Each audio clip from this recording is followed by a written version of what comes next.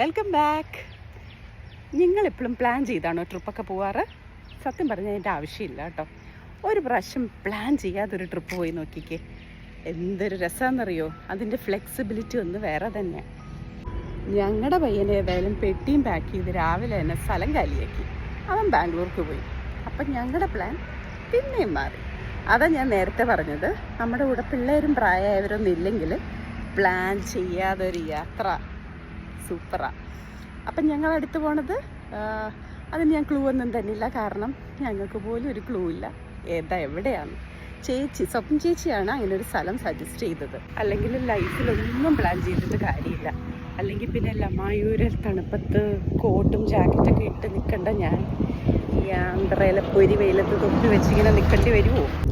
അങ്ങനെ വരലില്ലെങ്കിലും വീരനായിട്ടുള്ള എൻ്റെ ഭർത്താവിൻ്റെ കൂടെ ഞങ്ങൾ heading to the next place, ഗണ്ടിക്കോട്ടെ. തിരുപ്പതി വഴിയാണെങ്കിലും അമ്പലത്തിൽ കയറിയില്ല. ഞങ്ങളുടെ കുടുംബത്തിലെ തലയിൽ മുടി കണ്ടു കഴിഞ്ഞാൽ ബാലാജി ഔട്ട്റൈറ്റ് റിജക്റ്റ് ചെയ്യും. കയറിയില്ല. കേരളത്തിൽ മാത്രമൊന്നുമല്ല, ആന്ധ്രയിലുണ്ട് അത്യാവശ്യം പച്ചപ്പും ഹരിതാപയും. പോണ വഴി രണ്ട് സൈഡിലും ലോങ് സ്ട്രെച്ചസ് ഓഫ് കപ്പങ്ങ ആൻഡ് വാഴ കൃഷി കേട്ടോ. ഓരോ കപ്പളത്തിൻ്റെ ഇടയിലും ലാവിഷ് കപ്പങ്ങ. നേരെ ഓപ്പോസിറ്റ് ഇതെല്ലാം ഫ്രഷ് വിൽക്കുന്ന ചേച്ചിമാരും. അപ്പോൾ അവരക്കയോട് ഞാൻ പറഞ്ഞു, അക്കേ നാളെ വന്ന് കേരളാവിൽ അക്ക സൂപ്പർ സ്റ്റാറിലു എന്ന് പറഞ്ഞപ്പോൾ അക്ക ഒരു 3 പഴവും അക്കയുടെ കൂടെ ഒരു ഫോട്ടോയും തന്നു. രാഷ്ട്രീയക്കാർ ഫിലിം സ്റ്റാർസിനെ പോലെ പോസ്റ്ററുകളിൽ നിൽക്കുന്ന കാഴ്ചകളും പോകുന്ന വഴിയിൽ കാണാനിടയായി. ലഞ്ച് കഴിക്കേണ്ടെന്നാണ് തീരുമാനിച്ചെങ്കിലും വഴിയിലൊരു ബേക്കറി കണ്ടപ്പോൾ ഞങ്ങൾ ആക്രാന്തത്തോടെ അങ്ങ് ചെന്ന് കയറി. ഇതായിരിക്കുന്നു നമ്മുടെ സ്വന്തം മുട്ട പഫ്സ്. മടിച്ചു നിൽക്കാതെ അതും വലിച്ചു വാരി അകത്താക്കി.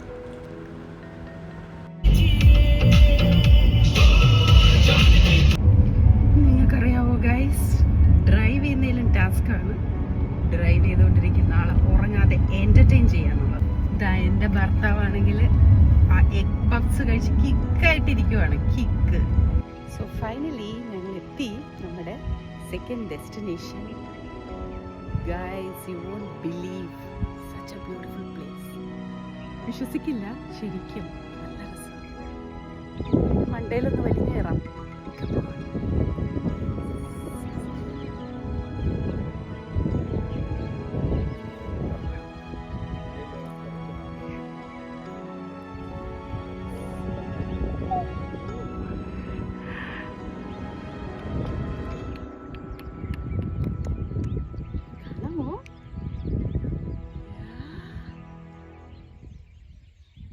നൈസ് അല്ലേ? അപ്പം ഇതാണ് ഗണ്ടിക്കോട്ടയിലെ ഗോർജ്, അല്ലെങ്കിൽ the grand canyon of India, പാവങ്ങളുടെ ഗ്രാൻഡ് കാനിയൻ. ആ കാണുന്ന ഗ്രീൻ കളറിലുള്ള റിവറാണ് പെന്ന റിവർ. ഇതിൻ്റെ താഴെ ആക്ച്വലി ബോട്ടിങ്ങും ഇവിടെ നിന്ന് സിപ്പ് ലൈനിങ്, താഴെ കയാക്കിംഗ് ഒക്കെ ഉണ്ടെന്ന് പറഞ്ഞു. അങ്ങനെ കുറേ ആക്ടിവിറ്റീസൊക്കെ ഉണ്ട്. പക്ഷേ നല്ല ഭംഗിയാണ് നേരെ കാണാൻ. നല്ല കാറ്റുള്ള സ്ഥലം, ഭയങ്കര ഒത്തിരി ഇഷ്ടപ്പെട്ടു. റെഡ് മണ്ണൊക്കെ ആയിട്ട് സൂപ്പർ സ്ഥലം. ഞങ്ങൾ ആദ്യമായിട്ടാട്ടോ ഞങ്ങൾ രണ്ടുപേരും മാത്രമുള്ളൊരു ടൂറിസ്റ്റ് സ്പോട്ടിൽ വരുന്നത്. ഞങ്ങൾ 2 ആത്മാക്കളല്ലാതെ വേറെ ആരും ഇവിടെ ഇല്ല. So we are enjoying it. ഞങ്ങളിന്ന് താമസിക്കാൻ പോകുന്നത് ഗുരു റിസോർട്ട്. ഇവിടെ ആകെ നല്ല റിവ്യൂ ഉള്ള 3-4 റിസോർട്ടുകളേ ഉള്ളൂ. റിസോർട്ടല്ല, ഇവൻ സ്റ്റേ ഉള്ളൂ. അതിൽ തന്നെ നല്ല റിവ്യൂ ഉള്ളൊരു സ്ഥലം ഇതാണ് ഗുരു. നമ്മുടെ ഗുരു റിസോർട്ട് തന്നെയാണ് ഇവിടെ ഏറ്റവും ഐശ്വര്യമുള്ള റിസോർട്ടെന്ന് ഇപ്പം മനസ്സിലായിരിക്കുന്നത്. 1500 റുപ്പീസിന് AC, TV, geyser, wifi and 2 Medimix soap. Guru ഞങ്ങളെ പിന്നെയും ഞെട്ടിച്ചു, സ്പൈസി ആന്ധ്ര ചിക്കൻ. അപ്പം നമ്മുടെ ഈ ഗണ്ടിക്കോട്ട ആന്ധ്ര സ്റ്റേറ്റിലെ കടപ്പ ഡിസ്ട്രിക്റ്റിലെ ഒരു ചെറിയ വില്ലേജാണ് കേട്ടോ. അപ്പം നാളെ ഗണ്ടിക്കോട്ടയിലെ ഫോർട്ടും അവിടെ നിന്നുള്ള ബ്യൂട്ടിഫുൾ സൺറൈസും കൂടുതൽ കാഴ്ചകളും കണ്ടാലോ? നാളെ കാണാം. ബൈ.